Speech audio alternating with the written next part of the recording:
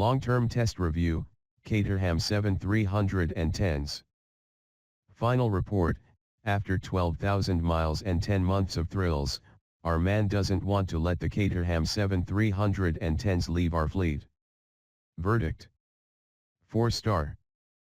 By upgrading the 270 to 310 spec, Caterham has delivered one of the best balanced 7s ever, mixing speed and poise in a fun package. It's still a lot of money for a car most people will only use at weekends, but the upgrade is worth it to find a new sweet spot in Caterham's range. Mileage, 12,600. Economy, 34.5 mpg. After 10 months on our fleet, the sad day has come to say goodbye to our Caterham 7. And it is sad, because I've really bonded with the car. So when Caterham came to try to take it away, my natural reaction was to put up a protest. I lay down in front of it, Tiananmen Square style, and even blocked it in with railings, but couldn't stop the inevitable. After exactly 12,600 miles it returned to Caterham in time for its second service. Our S-Pack model was introduced as part of the range revamp last year, and we set out to see if this was the most usable 7 yet. Having covered more than the UK average annual mileage in just 10 months, I can safely say my research was thorough. Before I tell you what I think of the car, there's a caveat: the 7 was never going to rival even a Super Mini for practicality. But it's surprising just how easy it is to live with if you're prepared to make a few sacrifices for running one of the world's best sports cars. The boot proved big enough for my weekly shop, plus due to the amazingly low curb weight, fuel economy has been impressive, too, while commuting into central London has been a real giggle as you skulk around at wagon wheel height. While the car is noisy on the move, the ride on the motorway is okay, and the extra few inches of space from the wider SV body add that bit more usability. It's no more difficult to live with than a Mazda MX-5, except it's a lot faster and sharper to drive. I specified sport suspension dampers from the factory, which made it a little less settled on country roads, but they give an incredible connection to the car. The steering is beautifully weighted and, as there's no power assistance, totally uncorrupted. It means you can get on with the job of driving for pure pleasure, and since the upgrade to 310 specification, the extra power unlocked a newfound balance in the chassis. The engine and gearbox combination, a 5-speed unit with longer ratios for easier cruising, is brilliant, with a delicious mechanical precision to the shift that meant I found myself changing gears just for fun. However, it hasn't all been plain sailing, as I've had a few niggles with the car: the headlight blew, its broken 2 indicator flasher units, the fog light lens cracked, the soft alloy wheel developed a flat spot after going through a pothole, and a few bits of trim are starting to look a little tired.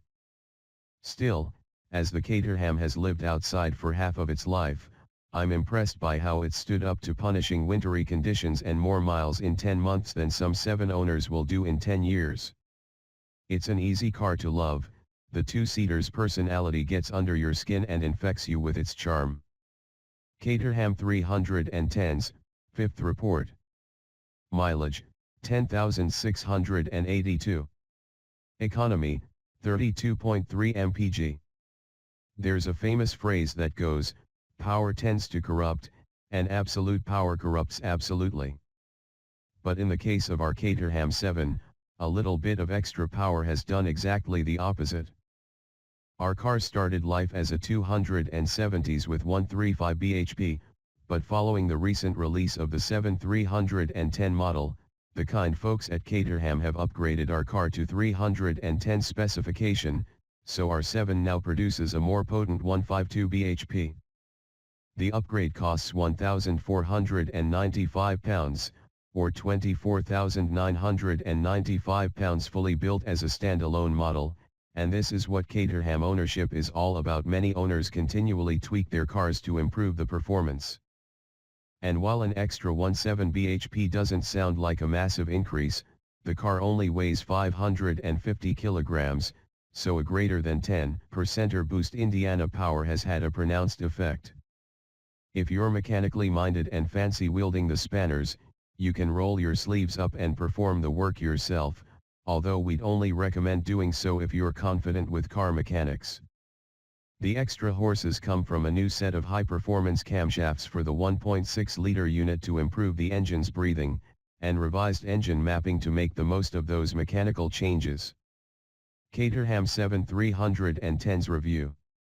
The upgrade stemmed from Caterham's motorsport program, giving existing racers a logical stepping stone up the ladder from 270 spec.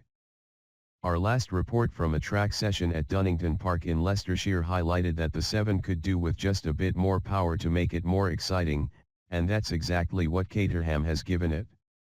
Rather than corrupting it, the increased output has unlocked a newfound balance in the 7. In 270 trim, the car had a surfeit of grip over power and wasn't as adjustable using the throttle, but with the 310 upgrade, you can use the accelerator to change the car's cornering line with almost as much accuracy as the steering. You don't have to put the Caterham into a lurid drift to do this, either, although it'll happily oblige if you're in safe surroundings and want to. Instead, the extra urgency everywhere in the rev range means the car is more willing to respond to a stab of gas or a little lift of the throttle, tightening its line with plenty of security.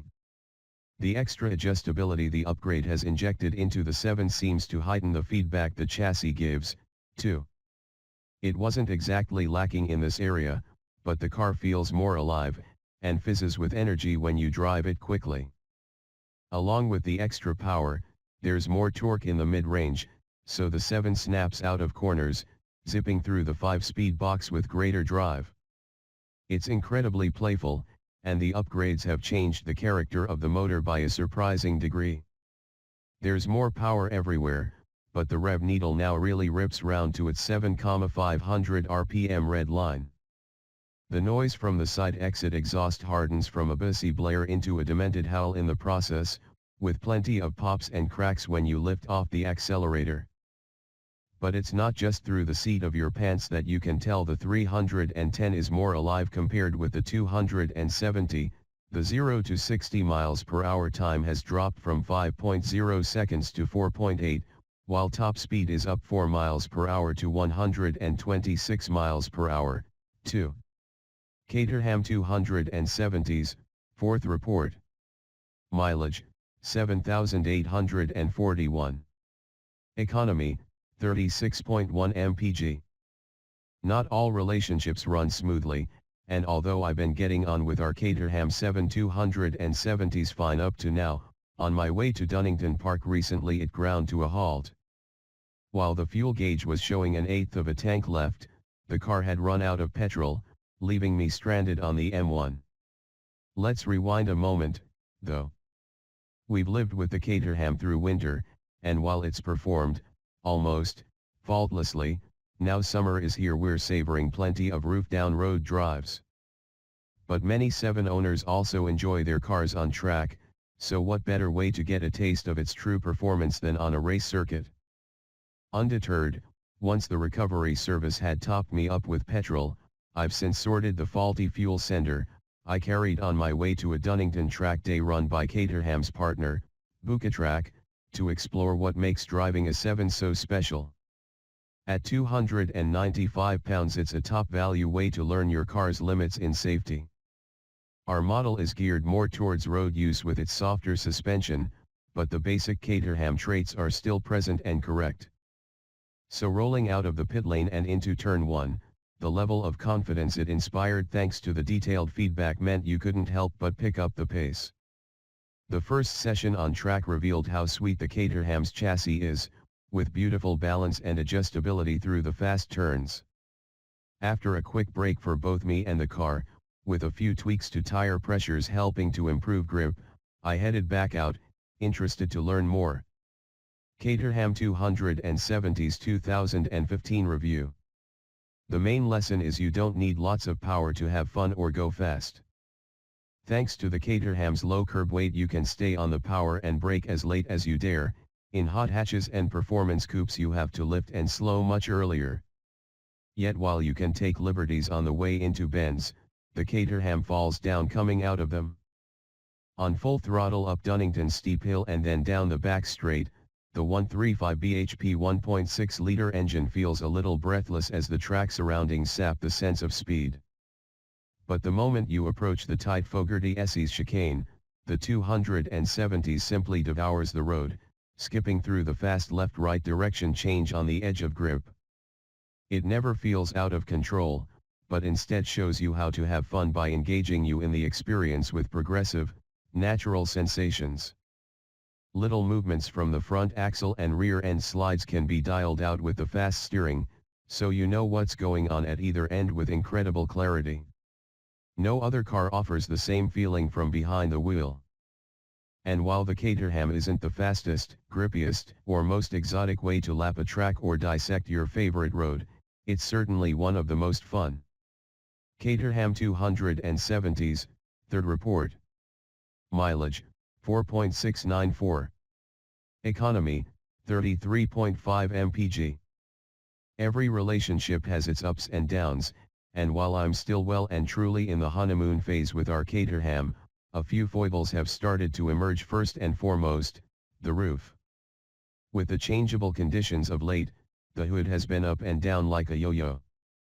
I'm not usually a convertible fan, but there's something about driving a Caterham with the top down that connects you to the driving experience that little bit more, so I've been trying to take those good weather opportunities whenever I can. However, when the rain inevitably comes, putting the hood up isn't a quick operation. You can opt for the shower cap, as it's been christened in the Auto Express office, which buttons to the windscreen and straps over the roll bar, but this leaves a big void at the rear, so if the wind is blowing in the wrong direction, spray still gets into the cabin.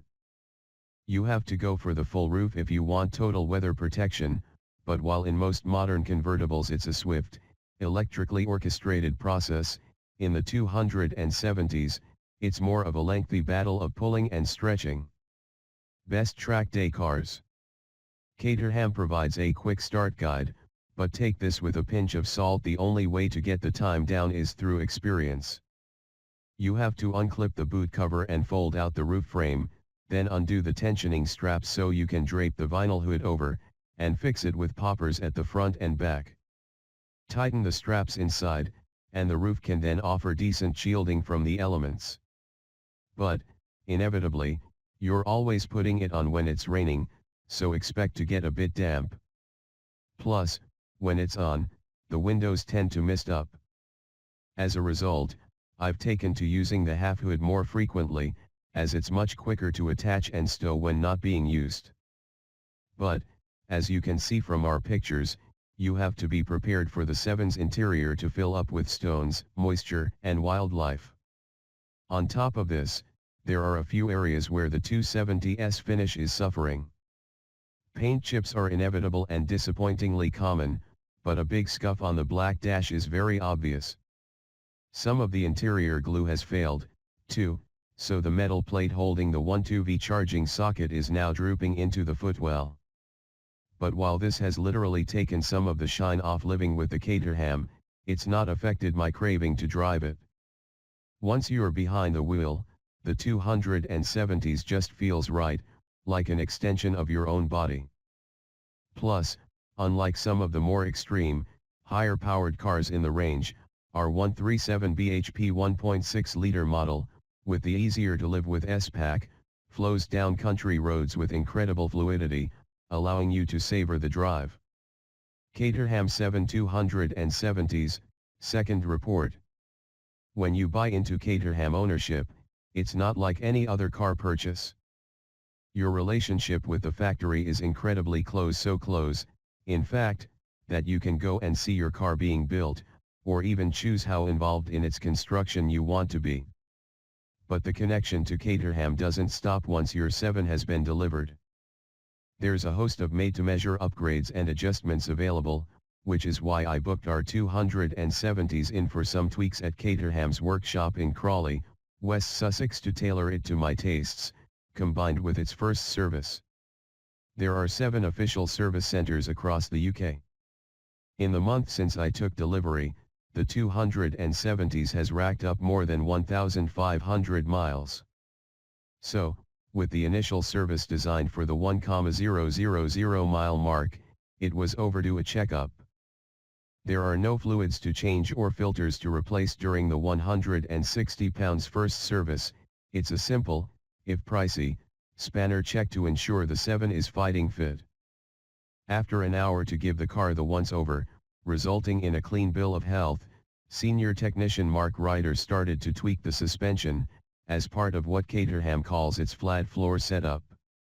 Costing £179, this isn't to make the car racier. Instead, it works with our brief to see how usable the Caterham is as a road car. The idea is to match the individual weights of the two front corners, so the tires are pressing down equally on the road. This means it brakes more effectively, and steers more sweetly. Plus, adjusting the vertical angle of the wheels to the road, called camber, and their alignment, referred to as its toe, should result in more grip, better turn-in and improved overall feel.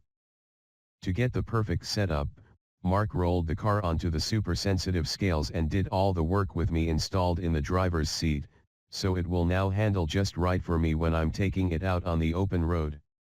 Suspension tuning can be a black art, as setting the ride height at each corner alters the weight distribution. As everything is interconnected, it takes years of experience to get it spot on, but Mark races his own Caterham, so it's clear he knows what he's doing. With me in the car, the 7 weighs just 634.5 kilograms in total, a third of some mid-size crossovers, and with that mass now spread equally over the wheels, the results are incredible. It shows just how responsive the 270s is to some mild tuning. Even with no power steering, the car now takes less effort to turn, floating over bumps and through corners, and stops straight and true when you have to brake hard. With no ABS to rely on, that's extra peace of mind. Caterham 7 270s, first report. We're welcoming a motoring icon to the Auto Express fleet in the shape of the new Caterham 7 270s, and we helped build it. However, take the word new with a pinch of salt, as the basic design has its roots way back in 1957. As I don't have any children and can live without many creature comforts, I'll be running the 270s, and, actually, I can't really take much credit for the car's construction.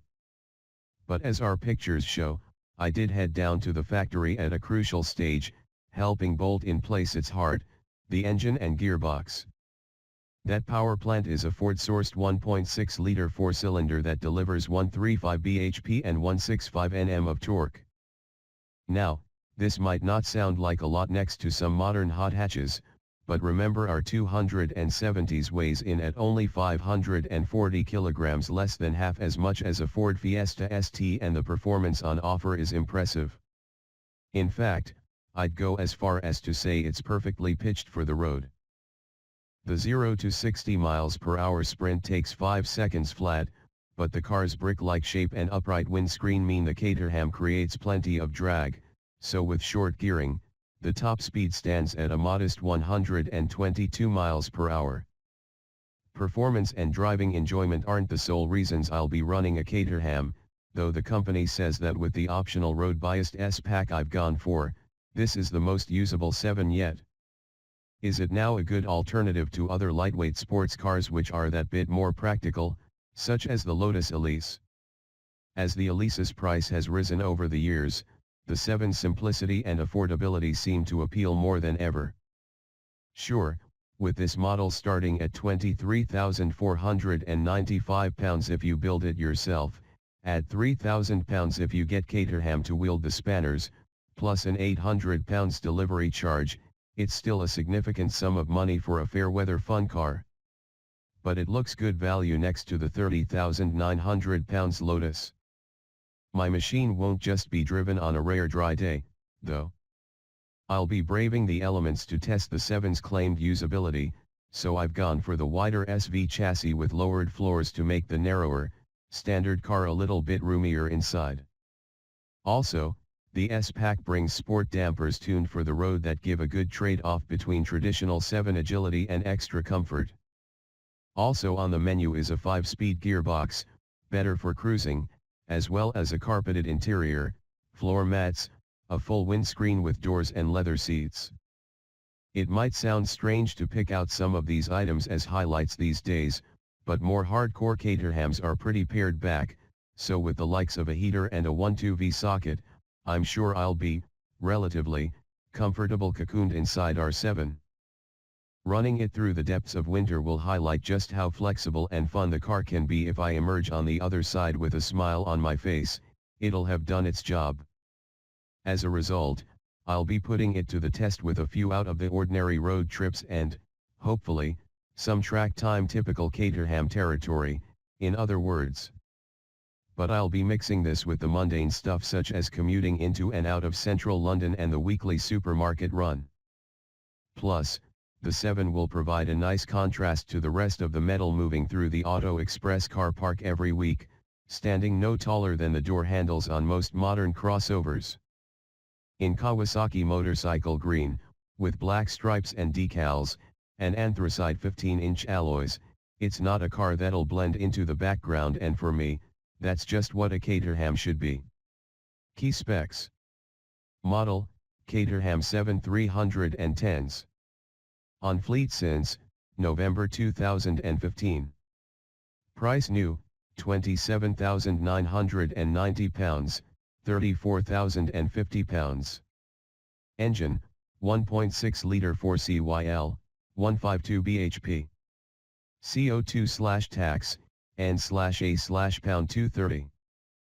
Options, SV chassis, 2,500 pounds, limited slip diff, 995 pounds, sport suspension, 795 pounds, 15-inch alloys, 595 pounds, half hood, 195 pounds, side screen armrests, 95 pounds, lowered floors, 395 pounds, black pack, 195 pounds, decal pack, 295 pounds.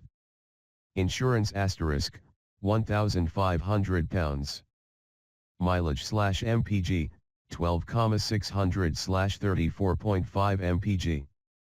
Any problems? Blown headlights, fuel sender fault, damaged wheel/chassis.